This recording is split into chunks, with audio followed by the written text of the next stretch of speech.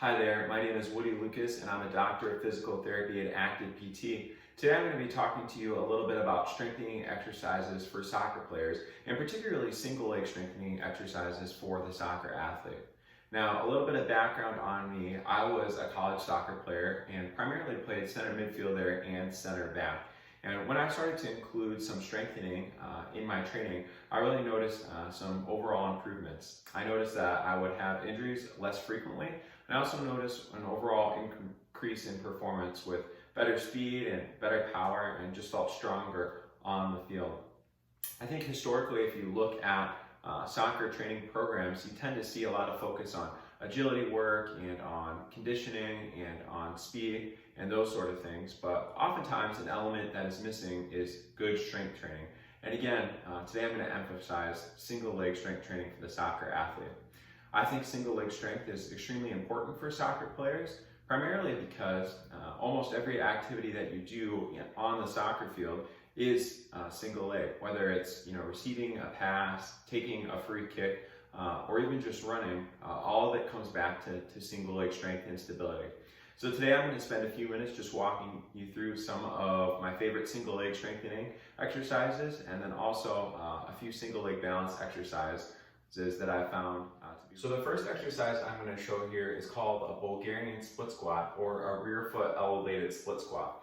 I really like this exercise as a single leg strengthening exercise, and there's a lot of different variations of it. It's good for strengthening up the quadriceps, the hamstrings, and the glute musculature, as well as giving some balance challenge to the foot and ankle musculature. To set up this exercise, you'll need something to put your back foot up on. Here, I'm just using a wooden box, but at home you could use a chair or a couch or really whatever you have around. So the setup for this will be, you'll have one foot behind you on the box. Your other foot will be out in front of the box, just about a foot to 2 feet. And you can adjust that position depending on your height and depending on how you want to change up the exercise. So the back foot will be up on the box like this, and you can start in the bottom position, and you want the front knee to be roughly about 90 degrees of bend. Again, a little bit farther out with the foot or a little farther back with the foot is okay. When you first start this exercise, you can use something like a dowel for assistance if you need it for a little balance support at the beginning.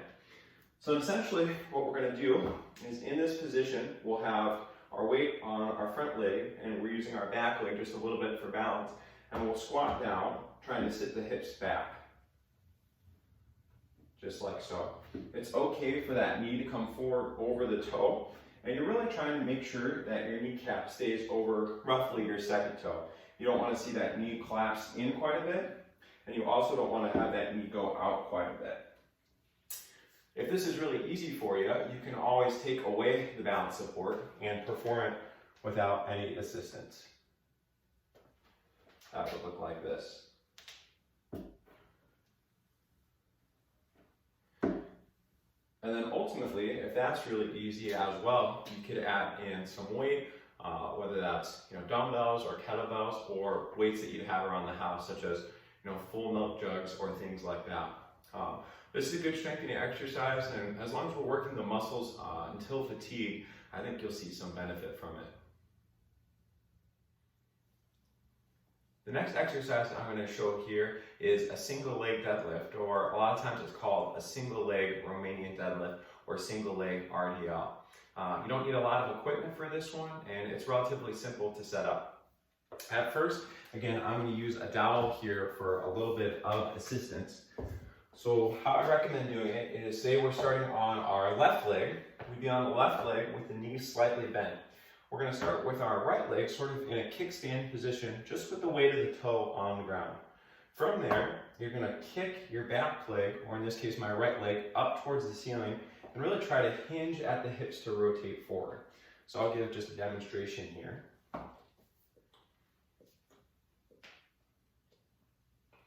And the key with this movement is really don't want to see just the back bend and then the leg kick up like this. It's really all one fluid movement where you're hinging at the hips and your leg is going up as your trunk is coming forward. So again, it would look like this.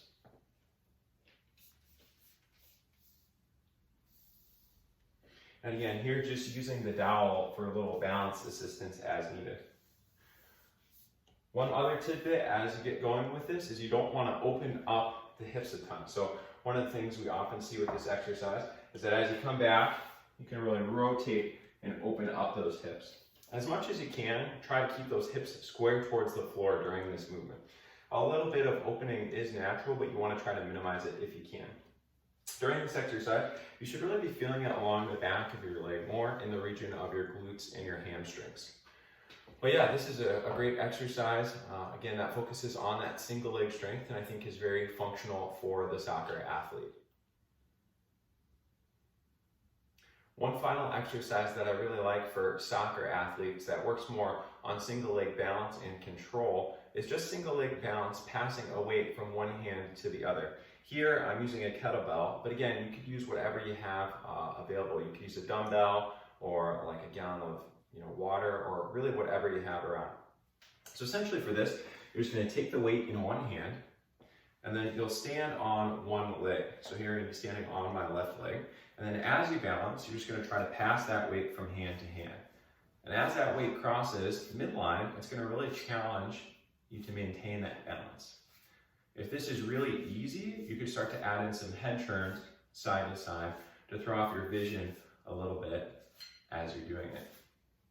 And again, I like the head turns particularly for soccer athletes because we're always, scanning the field as we're running up and down and looking for where our teammates are at. Again, looking to perform this exercise really till fatigue on each leg in a couple of rounds, and I think you'll see some nice benefit from it. If it's too challenging with the weight, you could always just work on some single leg balance without the weight, or again, with the assistance of the dowel.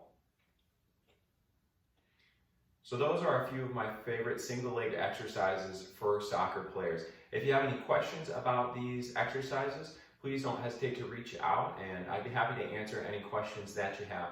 Of course, if you're having pain or an injury, make sure to reach out before giving these exercises a try, and we'd be happy to talk with you and see if they're a good fit for you. Thanks.